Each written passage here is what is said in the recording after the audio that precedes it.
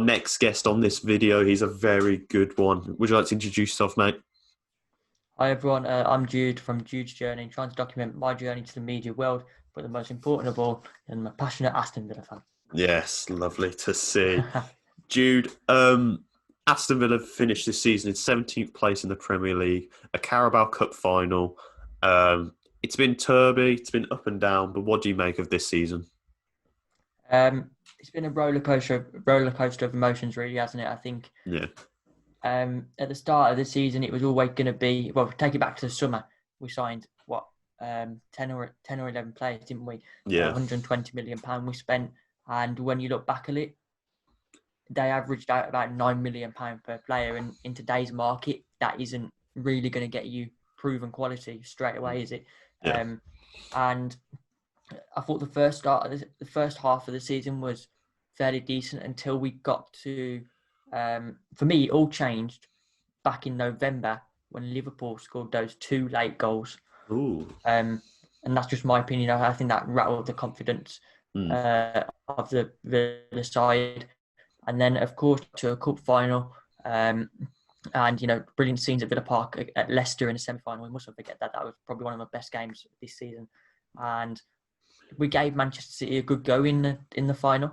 We just couldn't get that final goal. I often think about that Engels header right at the end, but could have been a different story. Could have been talking about something else. But it's all ifs and buts. And then we couldn't really. After the cup final, we had that 4-0 defeat. Of course, Pepper Reina making a horrible mistake, and then we all had COVID and lockdown. But I feel like we wouldn't be sitting here saying we're 17th if it weren't for lockdown. I think we've got to give a lot of credit to Dean Smith. One thing I've learned over the past 2 years is you never write off a Dean Smith side, because when you feel like it's done, 7 points adrift, he comes out and gets the points that are needed against Arsenal, Crystal Palace, and then stayed up on the last day of the season against West Ham. And the one thing you also forget is, I believe he'd been at the training ground day and night, and he also lost his dad in COVID. So to battle with all that and still keep Villa up, I think he deserves a lot of respect and definitely needs to be manager next season. Yeah. You say some very good points there. Obviously, Villa practically signing a new starting 11 in the summer. Some very interesting results from the first half of the season. Obviously, it goes into a thirst for football in general with the COVID-19 and, it restarting the league. Well, not restarting the league again, just coming back to it after a long period away. And then the end result being Villa staying up by the narrowest of margins. I'd imagine you consider the season a success, considering what we did achieve. But what did you make of that last day? It was a very turby survival Sunday. Bournemouth, Watford. What did you think? Well, I was very nervous. I said for a very long time, after the lockdown and we saw a couple of results, I said for a very long time, I think it would have gone down to the last game of the season. And don't get me wrong, it did go down to the last game of the season, but I thought we were given a lifeline because it sort of we put it in our own hands, thanks to the result against Arsenal. So I feel like that Arsenal result had been coming all season, because we just struggled against the big sides. Although Arsenal didn't finish in the top 6, they're still a big side with a lot of attacking quality. So for us to, contain them prior to obviously the last game of the season was brilliant. And then the nerves leading up to the final day of the season weren't great, I'll tell you that. And I did a little preview show with a Watford fan, Bournemouth fan, and another Villa fan, and we were still talking about the different permutations that could happen. There was so much that could happen, and although it was in our own hands because we'd won against Arsenal, you never write off a scare, can you? You can never write off Watford scoring. Well, at one point I think Arsenal were 3-0 up, weren't they? Yeah. And then Watford pulled it back, and I feel sorry for Bournemouth in a way. Winning on the last game of the season and still not having enough, but I don't care because Villa stayed up. Yeah, good mentality there. You say about that Arsenal game, the 1-0 win there, for me, it was the best performance of the team in that season. Simply because obviously it was the first win against a top 6 team in the league, and it was a really good show of character from all the boys. I consider that result more pivotal and more important than the draw with West Ham. Do you consider that at all? Or do you think the West Ham result was much bigger? I feel like I understand where you're coming from. We put it in our own hands basically, and I really rate Dean Smith because to me it sounded like he targeted like for example 3-0 against Manchester United. I wrote us off. I think many Villa fans did. Yeah. That we were gone 7 points adrift. But for me, it sounded like Dean Smith targeted those last 4 games, and he's always seemed to get a result when he needs a result. And like I say, the Arsenal game was a prime example of that. The way we defended, the way we kept on attacking, and I'm like, why haven't Villa second? Well, it was the final home game of the season. What happened? Why weren't this happening in like December or something? Yeah. But yeah, Dean Smith's sides always seem to come up always seem to do well on the final days. To answer your question, I feel like that Arsenal game was very important. It gave us a boost in confidence, and then after going to West Ham, they were going there with a mentality to win. They had to win because you couldn't write off what could happen with the other 2 teams. But the fact that a draw just got us over the line was, just more than enough. If you gave me that at the start of the season, I would have taken it. So yeah. Obviously, Dean Smith, a roller coaster of 2 years. If you'd have said to him when he joined, you'd come up with your boyhood favourite club in the Championship playoffs, you'd get your first year of Premier League experience with Aston Villa, you'd go through the season that you do, obviously losing his dad to COVID-19 and other complications. But including the previous season a little bit, what do you make of him this season and his team, considering we've had some bad results, some bad performances, but also some good results and good performances? What do you make of him? I think, like I said earlier, we can't write off Dean Smith now. Yeah. I think, last season, like you just said, the previous season, we went on that 10-game winning run and got in the playoffs. And, again, I look back on that and go like, how the hell did we do that? Same situation with the relegation survival. I think he'd learned a lot this season in the Premier League. I think the lockdown, from an Aston Villa point of view, allowed him to reassess. I think if you actually think about it, I believe in lockdown, every single day the players were having chats with a member of the coaching team. Yeah. I don't think you get that yes, you have an international break, but you don't get that in a regular season. So for them to, look at improvements, and one massive credit I got to give to Dean Smith, maybe John Terry came into this, another coaching staff, the defence looked a lot more assured after lockdown. Yeah. Don't get me wrong, there was still times when I'm thinking, oh God, here's Aston Villa defence prior to lockdown again. Like there was seconds of that in matches. But overall, I think, the most important thing was that we stopped conceding goals, and the amount of goals we conceded, and we did that, kept clean sheet against Arsenal, clean sheet against Crystal Palace. Okay, unlucky against Everton. And then again, a little bit of a mistake. Typical Villa, isn't it? We're all jumping around the house, celebrating Jack Grealish's goal, and then 90 seconds later, I see a looping deflection going over Pepe Reina. But no, you've got to give him a lot of credit. I think he would have learned a lot this season. And I think he'd been working. The reason I give him so much credit, for me, I think he'd been working with one hand tied behind his back, because Suso Patach, in my opinion, signed majority of the players that weren't his side, that weren't his squad. And this is where we've got to improve on now. You've seen that Suso's gone. I don't know how much you want to talk about this, but Suso's gone. We brought in our new sporting director, which was a surprise. No one saw it happening. But I'll be interested to see how much I can't think of the word, how much Dean Smith has on the transfer. Yeah, how much this season. Yeah. Actually, I will talk about that now that you mentioned it. Obviously, I agree with you in the aspect of he having his hands tied behind his back with Suso. Obviously, the players that he brought in, I believe. I don't want to say it is true because we don't know what happens behind the board. But I think most of the English players brought in this season was Dean Smith's call. So the likes of Konza, House. Yeah. Um, Konza's been brilliant post-lockdown. Like, I can yeah, see that being a brilliant partnership next season. massively. A real standout talent for me. But obviously, Suzo leaves after the end of the season. We signed a new sporting director from Copenhagen, I believe. Yeah. And then obviously because of that, we're linked with so many more players. More talent has come out of this season, not just from the Premier League, but from Championship and all other leagues across the world. It is exciting to see what's going to be going ahead. Obviously, he's reported 100 million's been given to him, but he's going to be deciding that on 4 players. I would say a little bit more players because I think we need more. The 4. Who do you believe, considering the players that we have been linked with and could potentially sign, if you had one choice of a transfer, who would the player that you would like to be brought in would be? Okay, right. I've been thinking about this for the past week or so, and I've got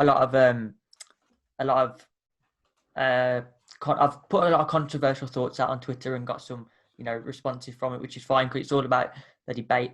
There's 2 routes that the owners can go down, in my opinion, and well, I'd hoped that they've already had a meeting about this. But am I allowed to mention the 2 words Jack Grealish? Because I believe if Villa want to keep Jack Grealish, they have to sit down with him and say, look, we're going to sign quality players for you to play alongside because, he deserves to have that. And we all know that the owners have money. Like you said, they're reported of £100 million to do. So in a way, we don't need the money for Jack Grealish. Rumoured numbers about 80 million. All right, in reality, he's not probably worth 80 million to Manchester United, but he's worth 80 million to Aston Villa, if that makes sense. Yeah.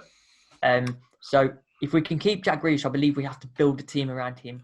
And, people are saying like Eze from the Championship, say Benrahma. I would sign Benrahma because Dean Smith knows how to work with him. Yeah. Hopefully, are we supporting Fulham tonight in the playoff final? It's hard. I'd like to see Brentford come up just for me too. Something a little bit, but I think Fulham's coming up. Yeah, just for Benrahma. I'd like to sign Benrahma. I think he's got a different sort of it's a different sort of winger to what we've had in recent times. But also, the big problem this season has been scoring goals. And I'm just going to put a name out there who we've been linked with. Probably won't happen, but a player of Belotti's calibre. Because, like I say, I feel like the owners have ambition, and if they want to progress as a club, as a side, we shouldn't be looking at raiding the Championship, if that makes sense. We've got higher aspirations, in my opinion. This might be me just saying, being a little bit big-headed because I'm a Villa fan. And when you think about where we were this time last year, we're nearly on the brink of administration. Well, not last year, 2 years ago, rather. And there is a lot, but Aston Villa are a big club, and I feel like we've got the money now, the backing, to really build on that. So if Jack Grealish leaves, if it all depends on where we are at the start of the season, and if Jack Grealish is leading that side out, I think there'll be a very strong team, a very strong attacking side. Jack Grealish isn't.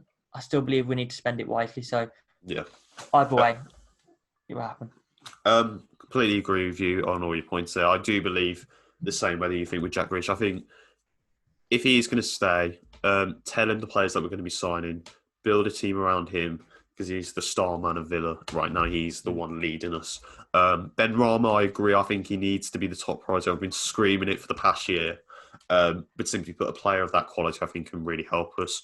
Belotti, I've come around now to the idea we need a striker, even though I do believe that you still have, not that they're great personnel, but you still got personnel in Wesley, Samatta, maybe Davis. I'd like to see him go out on loan. And then you've still got Louis Barry. But I think Belotti will probably go, you want a side that's probably challenging for Europa League at the minimum. And although Villa is a big club, and I agree with you that a signing like him would definitely be one lovely sight to see in a Villa shirt. I might just be getting too excited here. No, I perfectly agree with you on that. I would consider Belotti, but I think if there's anyone that we are going to go for, would you? I'd consider Tammy Abraham, I think. Yeah, in fact, how have I not mentioned that? Yeah, I think there's two. You either get Belotti, who is a big European name, who hasn't played in the Premier League before, so does that go against our against our policy in terms of Premier League experience? Whereas Tammy Abraham, now you've said it, it makes sense, and I'm going to list a number of reasons. I'm contradicting myself now, but Tammy Abraham, for a start, he's played in the Premier League. He played with Chelsea, started the season. Of course, Chelsea got like to Timo Werner, possibly Kai Havertz, and Giroud. Yeah. So, he's already down the pecking order at Chelsea. He's worked with Dean Smith before. He was there last season. He worked well with Jack Grealish. Yeah. I think Jack Grealish and Tammy Abraham are mates on the pitch and off the pitch, if that makes sense. Yeah. So would that persuade him to, persuade Jack to stay? I don't think Chelsea will go down easy in terms of the price. I think 30 million plus for Tammy, but we didn't spend wisely last season, and we saw where it took us in terms of the strikers' positions. So I feel like we need to go big. Tammy Abraham or Belotti, I'd take. Probably Tammy Abraham's the most likely. Yeah, the dream is Belotti. Yeah, I agree with you in that sense. I'm just thinking about. I'm just thinking about the comments in the YouTube videos now. Someone going to be like battering me, going, "How are we going to afford Belotti and all this?" But yeah, just my opinion. The comments we've been having recently. Yeah, I agree with you on Abraham. I think Havertz is coming to Chelsea. I think the game time he's going to get is ridiculous. I thought last season I thought it wasn't going to happen anyway, and I thought he got a little bit lucky. But I think this time he'll learn. He's got to move on. Yeah. Go with your favourite player and worst player this season for Villa. Oh, favourite player? I'm going to go with Douglas Luiz. Yes. I just think he's been phenomenal under, post-lockdown. And the only thing that worries me is that we've got a buyback. City have got a buyback clause, and if it gets longer and longer down the transfer window, and City haven't signed the defensive midfielder they need, it seems quite simple for a side of Manchester City to just go, well, we'll just pay the buyback clause and bring Douglas back. But I really want to see him. If Jack Grealish leaves, if you think about it, he's our next big asset, in my opinion, in terms of potential, in terms of what he offers us now. So if we're seeing the Douglas Luiz next season that we've seen for the last 10 games or so, then I believe he'll be a big part of our side. Worst player, did you say? Yeah. I'm going to flip that around to you, and I'm going to have a think. Well, I think it's really hard to say. For me, what the theme with all the players this season, it's just been they've had spurts of goodness, but overall it's just been poor from everybody, I believe. It would be easy to say Danny Drinkwater, Baston, Jota, but I don't think they've been given a chance. Yeah. And I do believe Jota can come round. He just needs a bit more of a chance. For me, I'd have to say El Ghazi. I've got his name on my back. I loved him in the Championship because I still think he has potential of Ronaldo about him. As crazy as it sounds, I do see it in the way he plays. But I just think this season he's just been absolutely dreadful. And I just don't see what he offers us. Yeah. I'm going to go with Samatta. That might be a bit harsh considering he's came in January. But I just think what he's offered us, I mean, our striking options have been limited, don't get me wrong. But what he's offered us post-lockdown, and maybe, I thought he was coming good prior to lockdown, but I just feel like over the last 10 games, he hasn't shown us enough in terms of his quality in the final third. That could be, again, a different story next season, because if you think about it, he just come in January from Belgium, was it? Having to adjust to new surroundings, then to get locked down in a brand new country, all of those things that are going on in his head. But for me, he just haven't given enough quality. I'll be interested to see what two up top with Wesley and Samatta brings next season. But yeah, overall, I don't think Samatta's been the striker that we hoped in January. Yeah, I think it's just been a little bit unfair on him. He's had to come in January. He's expected to do a job that, you're going straight into a relegation battle with Villa, and then you have the COVID break. It's not been good for him. I don't think he has been the worst. I think it has been in part to the formation, the service he's given. But I do agree in the aspect that it needs to be better next season. I'd like to think him and Wesley as a partnership can work. It's hard though because, like, if you'd asked me this before lockdown, I would probably could have given you like El Ghazi, Trezeguet, but after the lockdown, some of these players have improved, and Samatta's the one that, in my opinion, hasn't improved. Yeah. Go a little bit personal though. Who is your favourite all-time Villa player? All-time Villa player. Well, I'm thinking of my age here, and it sounds it's quite obvious to be honest. I'm 15 years of age, and I started supporting Villa. Well, I always had an interest in Villa, but I properly started following him in that 14-15 season when we got to a cup final under Sherwood. Right? Yeah. So I started following him properly then. Jack Grealish was just breaking onto the scene. And then after the experience of 15-16 season where we went down, what a second season for me to experience. And then I followed them. I've had a season ticket since the Championship. And Jack Grealish for me, based on my age, he's just the best player I've seen in a Villa shirt. He offers something different, the way he dribbles the ball, he tracks 3 or 4 players around him. And in my opinion, I've said it for a long time now, England are lacking that quality in the final third, and I feel like he'll offer England that. But the other argument is, does he need to go to a bigger club, challenging in the top 4, top 6 for him to achieve that England, or can he do it here at Villa? Yeah, I agree with you there. I think England need him, like some Maddison, and Chilwell, and all those type of players. They're all on holiday now, aren't they? Yeah, doing the bevs with the lads. And I just think, what he brings this team is so different to a lot of players that we see in the Premier League. He drives that ball, carries it through the midfield, can play in a variety of positions, and still looks good either way he plays. The only reason I say that, and people might say it's a bit obvious just saying he's the best player at the moment, but from my age, if I've only witnessed from the 14-15 season, and I haven't witnessed the O'Neill days where we had the likes of name me some players on the O'Neill days. I can't think. Petrov, Carew. For example. So I haven't experienced them, and I was quite late coming into football, so that's the only reason I say that. Yeah, that's fine. A lot of people are like that. We obviously, a lot of us haven't got to see the glory years, the greater times, but hopefully we will soon. Hopefully we will. 5 years Europa League. But we're going to end this one on one final question. Obviously, Villa haven't made any transfer activity yet. This prediction can change down the line the next 7 weeks. Given what we are hopefully going to be linked with, what will hopefully happen, do you believe Villa's going to be staying up this season? We can't afford to be in another relegation battle at all this season. This season upcoming, and we have to be smart with our signings.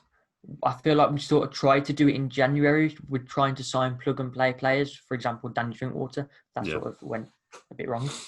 I think we're not Europa League quality, depending on who we sign, but I think we have to be comfortable mid-table. And then build on that the following season. I think a lot of these players, we can't get rid of. I saw a list on Facebook and it said get rid of Engels, Nakamba, Elmo, Konza, which I was surprised about, and bring in a load of other players. And I'm like, you've spent 120 million on them last season. It's going to take time. And I feel like next season is the big talking point of whether these players can actually turn up. For example, Douglas Luiz and Trezeguet, 2 of those players, before lockdown, we were all saying, they're rubbish, they're all this and that. But it shows that you need time for them to bed in.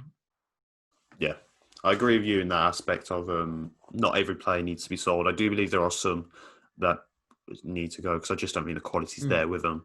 But if we get the right players in, right management. About getting that balance, in my opinion, because who at the moment, we need Premier League experience, which we probably lacked last season. But in reality, who are we going to get who's got the right amount of Premier League experience that sort of going to fit into the Villa side, who Like, I'm just thinking of one name now, Divock Origi. I'm not really that keen on having him, but who else would want to come? That's the problem. Yeah, I know. We've been linked with Divock Origi in that show. James McCarthy is one that's really interesting. Hendrick, players I don't think really exude. I think they're squad players.